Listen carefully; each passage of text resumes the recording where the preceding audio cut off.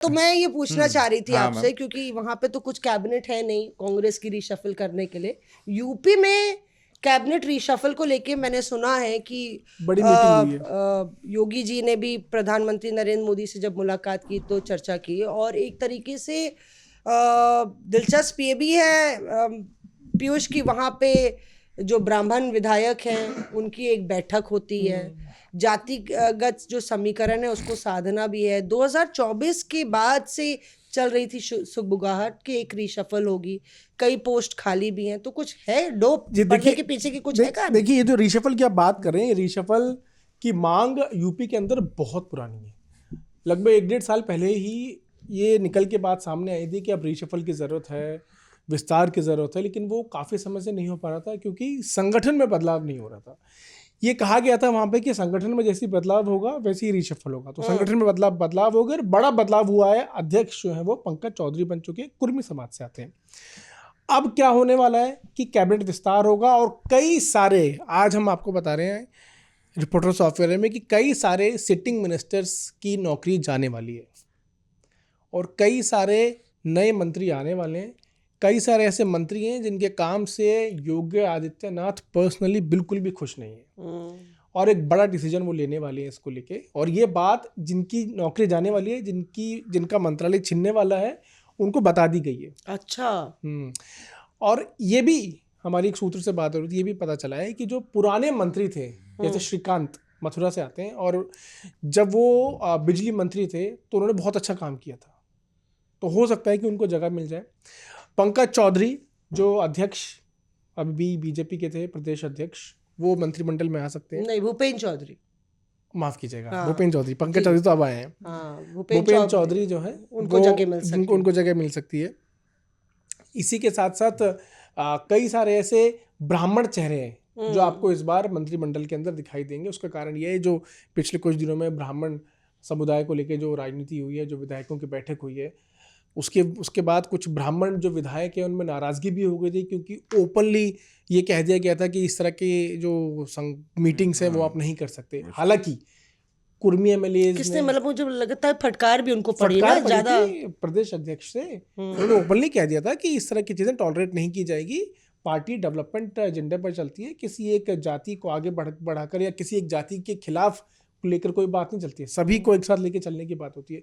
लेकिन एक बात और है, किसी जो ब्राह्मण विधायकों की बैठक हुई, इससे पहले और अलग अलग जातियों की अलग अलग बैठकें हो चुकी है, उस वक्त किसी ने भी किसी को कुछ नहीं कहा था।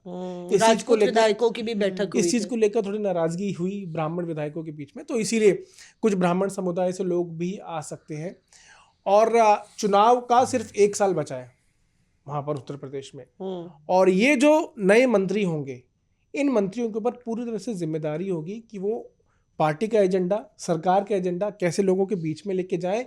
और जो मंत्री अभी हैं सिटिंग, वो हो सकता है कि वो संगठन में आ जाए, तो अच्छा, वो अपना एक्सपीरियंस सरकार वाला संगठन में इस्तेमाल करेंगे, जो संगठन के लोग हैं वो अपना एक्सपीरियंस सरकार के अंदर इस्तेमाल करेंगे। तो ये रिशफल इस तरह से मन में एक सवाल आ रहा है, इसमें लखनऊ की कितनी चलेगी और दिल्ली की कितनी चलेगी, आप नहीं, आप ये देखिए, तीनों का कॉम्बिनेशन की तरह सुन रहे हैं, देखिए कॉम्बिनेशन है। आपको वो तस्वीर याद होगी जब पिछली बार विधानसभा चुनाव हुआ था और नरेंद्र मोदी और योगी आदित्यनाथ मिले थे और कंधे पर हाथ रखा था योगी आदित्यनाथ के नरेंद्र मोदी जी ने, और उस पूरी तस्वीर की इतनी चर्चा हुई थी कि आप अंदाजा नहीं लगा सकते।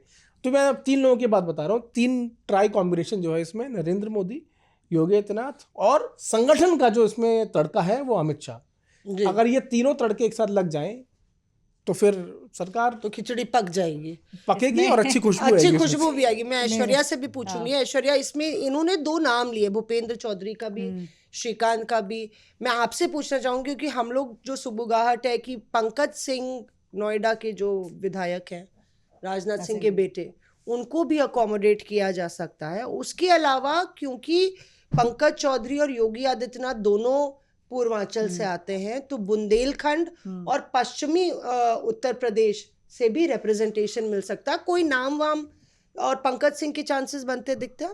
मैं आपको ना पहले 4 नाम देती हूँ। एक नाम पंकज चौधरी और कमलेश पासवान, ये दो लोग आपको उत्तर प्रदेश चुनाव में सबसे ज़्यादा सक्रिय दिखेंगे। पंकज चौधरी तो क्योंकि घोषणा हो चुकी है, कमलेश पासवान क्योंकि कहीं ना कहीं ये जो दो जातियां हैं, कुर्मी जाति और पासवान, इन लोगों से डेंट चुनाव में भी पड़ा था 2024 के अंदर, और 22 में भी थोड़ा सा और इनको प्लेकेट किया जा सकता था। तो ये तो दो नाम हुए। आप देखिएगा अगले 1 साल के अंदर सबसे ज़्यादा सक्रिय ये दो लोग रहेंगे। जो ब्राह्मण समाज की जो बात हुई थी कि वो सब बैठे थे, इसके अंदर दो लोग जो बहुत आगे आए थे फोरफ्रंट में, एक तो थे रमा त्रिपाठी और दूसरे थे शलभ मणि त्रिपाठी। तो कहीं ना कहीं इन दो लोगों को लेके भी ये देखा जा रहा है कि भाई किस तरीके से ब्राह्मण समाज कहाँ जाएगा। तो ये 4 नाम है, ये 4 लोगों पे पैनी नज़र सबकी बनी हुई है। योगी आदित्यनाथ भी ये देख रहे हैं कि भाई आखिरकार किस तरफ, किस डायरेक्शन में लेके जाया जाएगा। आपने पंकज सिंह का नाम लिया, एक बहुत बड़े जो दावेदार और उम्मीदवार हैं इस समय, क्योंकि 14 के बाद आपको सिर्फ यूपी में ही नहीं, नेशनल पॉलिटिक्स में भी बदलाव बहुत तेजी से नजर आएगा। तो उसके अंदर जो नाम आपने लिया एकदम सही है। फोरफ्रंट के अंदर एक मिनिस्ट्री मिलने के जो चांसेस हैं वो पंकज सिंह के। और आप ये सोचो कि पंकज चौधरी जो है वो एमओएस फाइनेंस है, अब वो पूरी तरह से एक्टिव हैं यूपी के अंदर। कल वो परसों मुझे पता चला, वो हमने तस्वीरें भी देखी थी, वो काशी में थे, विश्वनाथ मंदिर में उन्होंने दर्शन किए। उससे पहले वो गाजीपुर में थे, उससे पहले वो महाराजगंज में थे। अब बजट आने वाला है, 1 तारीख को बजट पेश होगा। बीइंग एमओएस फाइनेंस वो पूरी तरह से एक्टिव यूपी के अंदर है, तो आपको तो यहाँ होना चाहिए ना। तो आप ये समझिए कि cabinet reshuffle are on the cards. 15 जनवरी खरमास खत्म होगा 14 तारीख को, 15 जनवरी के बाद कैबिनेट विस्तार होगा यूपी के अंदर, पूरे चांसेस है। और संगठन में बदलाव केंद्रीय स्तर पर भी होगा। नितिन नवीन पूरे चांसेस हैं कि 17 से 20 जनवरी के बीच में उनको पूरी तरह से अध्यक्ष बना दिया जाएगा, कार्यकारी अध्यक्ष हैं वो, और उनके साथ एक नई टीम बनेगी। और उसके बाद पूरे चांसेस हैं कि सेंटर में भी कैबिनेट रिशफल हो। एमओएस तो ये है ही, इनकी जगह कोई और आएगा क्योंकि एक्टिव हो जाएंगे। अच्छा, सेंटर में आप बड़ी खबर बता रहे हैं कि सेंटर में भी, केंद्र में भी कैबिनेट रिशफल हो सकता है। पूरे चांसेस हैं, पूरे चांसेस हैं। कब कौन सा ड्यूरेशन? ये बस यही खरमास के बाद से आप कई बड़े डेवलपमेंट्स होती हुई देखेंगे। अच्छा। Reporters Off.